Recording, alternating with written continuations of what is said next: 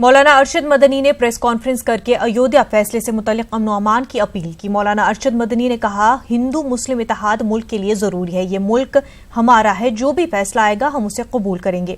वहीं मदनी ने कहा कि मोहन भागवत जी भी इस बात पर मुत्तफिक हैं कि अमन कायम रहे। बताया जा रहा है कि आज शाम 4 बजे मौलाना अरशद मदनी मोहन भागवत से मुलाकात करने वाले हैं।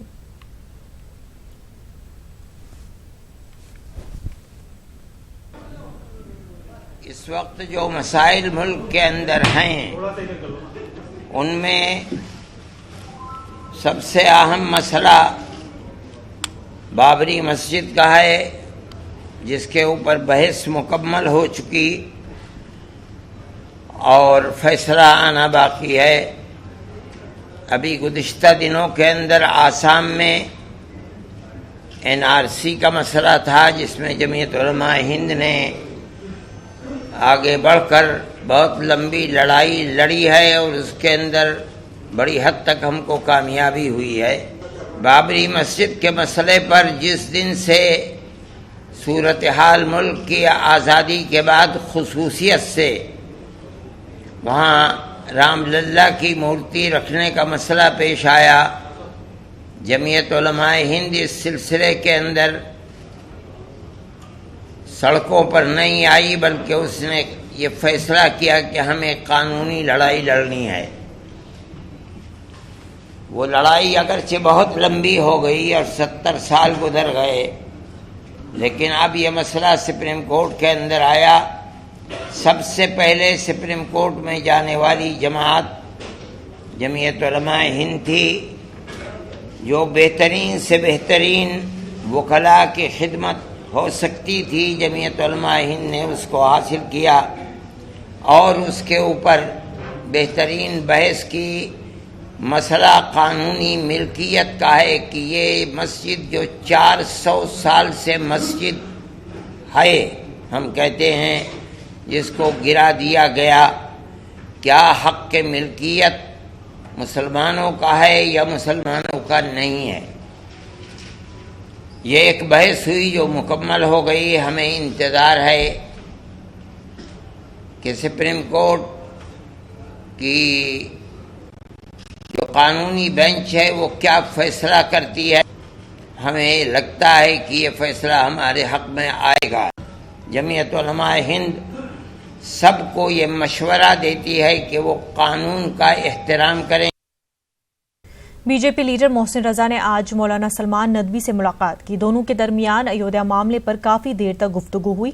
इस दौरान मौलाना सलमान नदवी ने अमन अमान बनाए रखने की अपील की। उन्होंने कहा कि जो भी फैसला आए उसको सभी को तस्लीम करना चाहिए, सभी को अदलिया के फैसले का एहतराम करना चाहिए। साथ ही मोहसिन रजा ने मुतवक्का फैसले के पेश नज़र मौलाना कल्ब जवाद, मौलाना हमीदुल हसन और मुहत्तम राशिद मीनाई से भी मुलाकात की।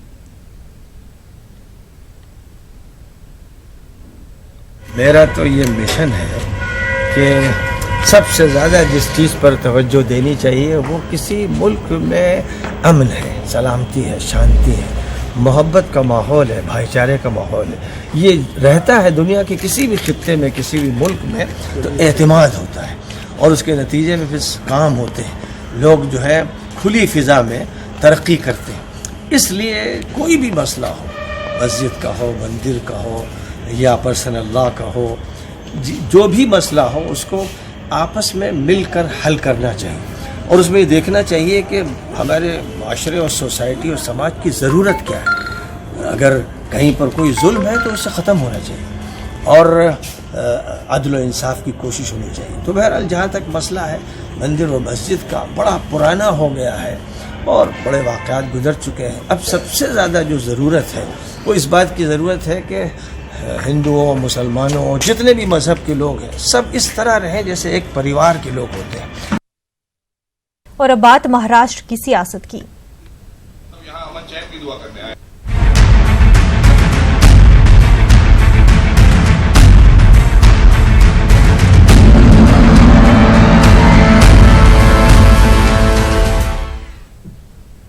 महाराष्ट्र की सियासत को लेकर सरगर्मियां तेज हो गई है। एनसीपी लीडर शरद पवार ने प्रेस कॉन्फ्रेंस करके कहा, हमने किसी तरह का कोई प्रपोजल पेश नहीं किया है। हमको अवाम ने ऑपोजिशन में बैठने के लिए मैंडेट दिया है। हम मजबूत ऑपोजिशन के तौर पर असेंबली में बैठेंगे। प्रदर्शन ते दावा करत नाहीत. आम्हाला असं वाटतं की ते सरकार बनवते, ते सरकार बनवावं आणि अशी एक कॉन्स्टिट्युशनल क्रायसिसची परिस्थिती या राज्यात येऊन देऊ नये. आम्ही चर्चा करतो अजून सोनिया गांधींच्या बरोबर, म्हणजे त्यांना भेटावं लागेल, त्यांच्याशी टेलिफोनवर भेटू, नाहीतर प्रत्यक्ष जाऊन भेटू. काँग्रेस पक्षाच्या सुद्धा काही अंतर्गत चर्चा चालू आहे, त्याचं काही पूर्ण चित्र आमच्याकडे अद्याप नाहीये.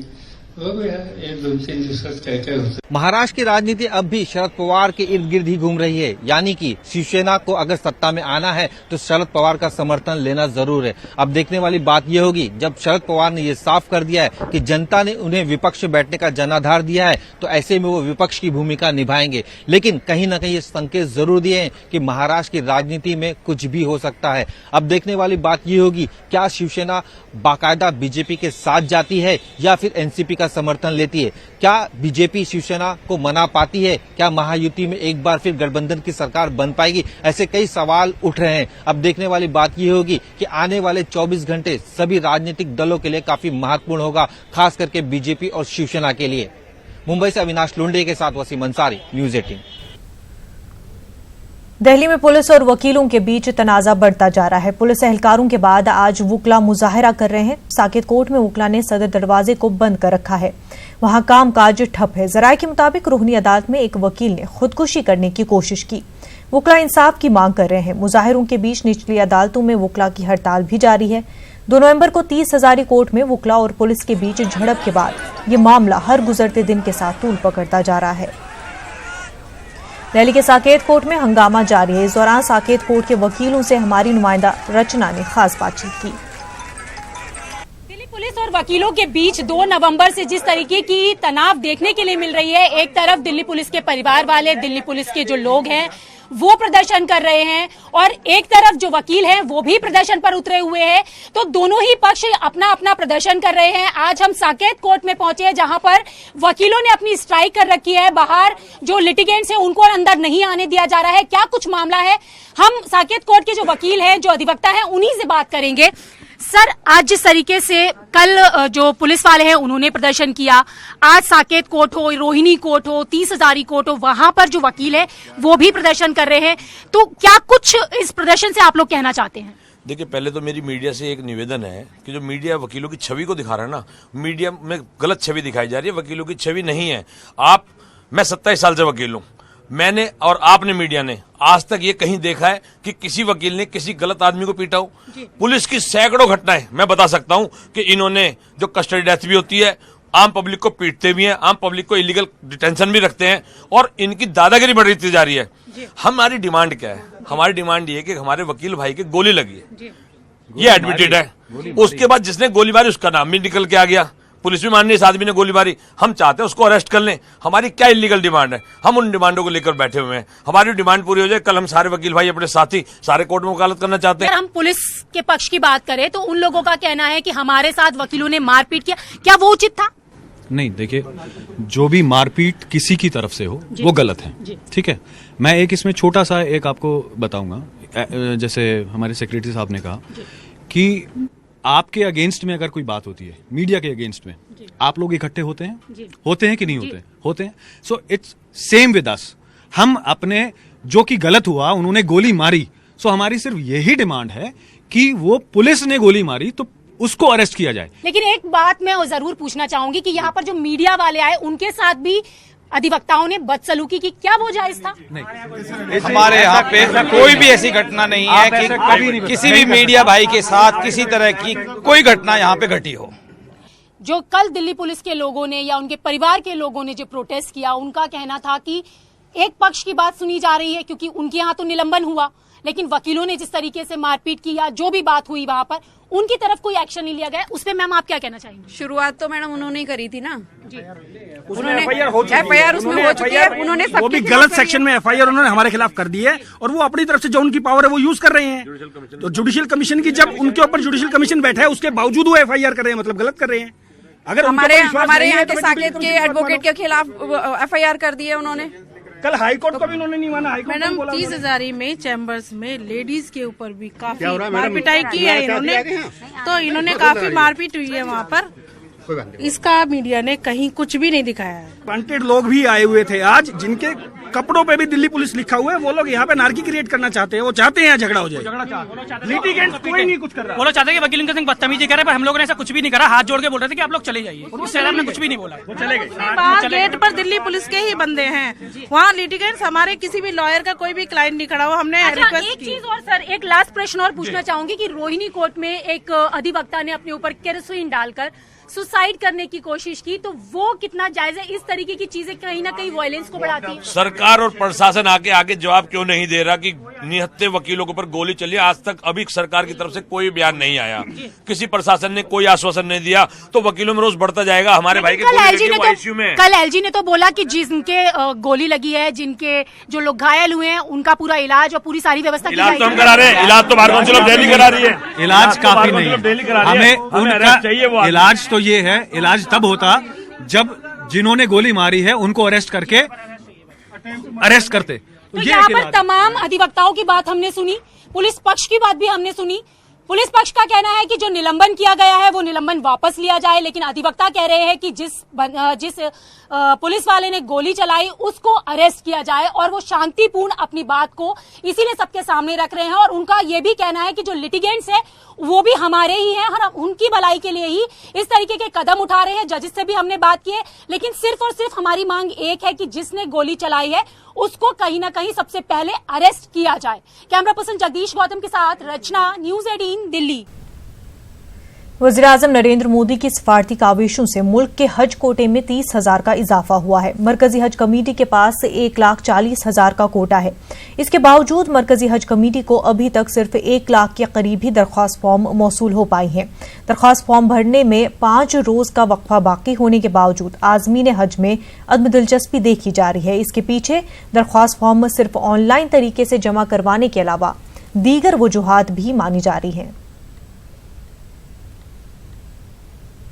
अपलोड की दिक्कतें बहुत आ रही है। जो हमारे पास 14,000 फॉर्म आए हैं, इसमें से लगभग 2,488 फॉर्म ऐसे हैं कि जो पेंडिंग है अभी, कहीं ना कहीं डॉक्यूमेंट की कमी की वजह से। तो ये पेंडेंसी ख़त्म करने के लिए जो अपलोड में डॉक्यूमेंट मांग रहे, उसकी कोई अभी आवश्यकता ही नहीं है। हमें सिर्फ नाम और पासपोर्ट नंबर भी मिल गए, उसका आधार कार्ड का नंबर भी मिल गए। तो आधार में सारे डिटेल होते हैं, तो जब उसका नंबर लगता है कोर्रा में, तो उसके बाद उसको बुलाना चाहिए। बरसों से ये हो रहा था कि हज होने के 2-3 महीने के बाद ये प्रोसेस शुरू होता था। आप जैसे बताएं, आप सही बता रहे हैं कि ये कुछ जल्दी शुरू हो गया और अवेयरनेस कम है इसके बारे में। अभी भी हम लोगों को फ़ोन आते हैं कि फॉर्म कब शुरू होने वाला है, जबकि फॉर्म ख़त्म होने की तारीख नज़दीक आ रही है। जिस स्पीड से हज कमेटी और गवर्नमेंट ऑफ इंडिया हाजियों की सहूलत दे रही है, इसमें 1,25,000 से 1,40,000 से 1,75,000 और फिर 2 लाख पिछले साल, इस तरह ये ज़्यादा से ज़्यादा हाजी हज कर रहे हैं। तो इसलिए अब जो हज करने वाले हाजी हैं वो कम रहे हैं, जिन बैकलॉग जो है वो कम हुआ है, वेटिंग लिस्ट कम हुआ है। पिछले साल हमारे पास उत्तर प्रदेश की जितनी लिस्ट थी वो पूरी की पूरी सारे हाजी जा चुके हैं, उसमें कोई वेटिंग लिस्ट नहीं है। जो शख्स हज को जाता है उसको कम से कम 3 से 4 लाख रुपए खर्च होता है, और जो उम्रा पे जा रहा है, आजकल प्राइवेट टूर वाले भी ले जा रहे हैं, 60-70 हज़ार के अंदर चले जाता है, तो उसको ये महसूस होता है कि भाई मैं जाके मक्का मदीना कम से कम देख के तो आ गया। जो अरकान करने होते हैं, जो सिर्फ हज के अरकान नहीं लेकिन दूसरे जितने अरकान हैं वो पूरे करके आता है, उसको एक खुशी भी महसूस होती है। उसको ये लगता है, बल्कि आम तौर पे अभी आजकल ये कहा जा रहा है कि उम्रा यानी छोटा हज। हिंदुस्तान भर से शिकायतें मौसूल हो रही हैं कि हज दरख्वास्त फॉर्म में कमी वाकई हुई है। हम मौजूद हैं महाराष्ट्र स्टेट हज कमेटी के दफ्तर के बाहर, जहां पर जो है वो ऑनलाइन फॉर्म भरने की सुविधा यानी कि सहूलत फराहम की जा रही है। आप देख सकते हैं कि मतलब इस कमरे में जो है वो ऑनलाइन फॉर्म भरने की सुविधा सहूलियात फराहम की जा रही है, लेकिन यहाँ पर जो है वो आज़मीन की जो है वो भारी तादाद में कमी है। ये पूरा कमरा खाली है। इसके बरक्स जो है आप देख सकते हैं कि मतलब ये तादाद, यहाँ पर जो ज़ायरीन की तादाद है, ये ज़ायरीन जो है वो उम्रा के लिए रवाना होने के लिए यहाँ पर आए हैं। लोगों ने जो है वो माना जा रहा है कि लोगों ने जो है वो उम्रा को हज का बदल समझ लिया है। इसी की बुनियाद पर हज पर जाने वाले आज़मीन हज की तादाद में कमी वाक़ई हुई है। कैमरा पर्सन सरोजलाल के साथ मुहिउद्दीन, न्यूज़ 18 मुंबई। कांग्रेस के senior leader doctor Karan Singh ने न्यूज 18 से बात करते हुए कहा कि नेहरू मेमोरियल के लिए जो नया बोर्ड तश्कील दिया गया है उससे साफ जाहिर हो रहा है कि उस पर सरकार की नजर है। उन्होंने कहा कि इस पैनल में ऐसे लोगों का तकर्रुर किया गया जो नेहरू का नाम लेना तक नहीं चाहते और जो नेहरू के अपने हैं उनको अलग कर दिया गया है। करण सिंह ने हमारी नुमाइंदा रंजीता झा से बातचीत की। कांग्रेस के वरिष्ठ नेता डॉक्टर करण सिंह हमारे साथ है बात करने के लिए। डॉक्टर साहब, नेहरू मेमोरियल जो ट्रस्ट है, जो सोसाइटी है, उसके बोर्ड मेंबर्स से कांग्रेस मुक्त दिख रहा है। जो नया लिस्ट जो आया है सामने कमेटी का सदस्यों का, उसमें कोई भी व्यक्ति ऐसा नहीं जो गांधी परिवार से हो या गांधी या नेहरू से जुड़ा हुआ हो या उस पार्टी से जुड़ा हुआ कोई व्यक्ति हो। किस तरह से इस पूरी चीज को आप देखते हैं? देखिए, बड़े आश्चर्य की बात है क्योंकि ये संस्था जो है ये हम ही ने बनाई थी। जब 1964 में जवाहरलाल जी का निधन हुआ था तो उसके बाद लाल बहादुर शास्त्री बने प्रधानमंत्री। उन्होंने मना कर दिया, हम वहाँ नहीं जाना चाहते, हम वहाँ नहीं रहेंगे, हम अपने घर पे रहेंगे। फिर हम लोग बैठे, मैं था, जाकिर साहब थे, वो हमारे वाइस प्रेसिडेंट थे उन दिनों में, इंदिरा जी थी, पद्मजा नायडू थे, PN हक्स इत्यादि जो लोग थे जो जवाहरलाल जी से संबंधित रहे या उनके समर्थक थे। हमने कहा कि भी इसको एक म्यूज़ियम एंड लाइब्रेरी बनाया जाए और उसी समय से ये आरंभ हुआ है और इन 5 दशकों में ये बहुत विश्वविख्यात हो गया है। बहुत ये अनुसंधान के लिए, मॉडर्न इंडियन हिस्ट्री के लिए एक बड़ा महत्वपूर्ण केंद्र माना गया है। तो जब से ये नई सरकार आई 2014 में, तो उन्होंने शुरू से उनके पहला षड्यंत्र ये था कि भाई जो इस समय जो भवन है उसी को बनाया जाए सब प्रधानमंत्रियों का क्या संग्रहालय। हमने कहा भाई ये तो उचित नहीं है, आप जो जवाहरलाल जी का बना हुआ उसको जवाहरलाल जी का रहने दीजिए। आपने अगर नया बनाना है तो आप नया बना लीजिए, पीछे बहुत स्थान है, बहुत जगह है। लेकिन अब उन्होंने कमेटी बदल ली, न जाने इनकी क्या नीयत है। तो बड़ी साफ बात है कि कोई ना कोई इनके दिल में है। और आश्चर्य की बात ये, ऐसे लोग जो जवाहरलाल जी का नाम लेने से ही झेपते हैं उनको कमेटी में रखा गया है।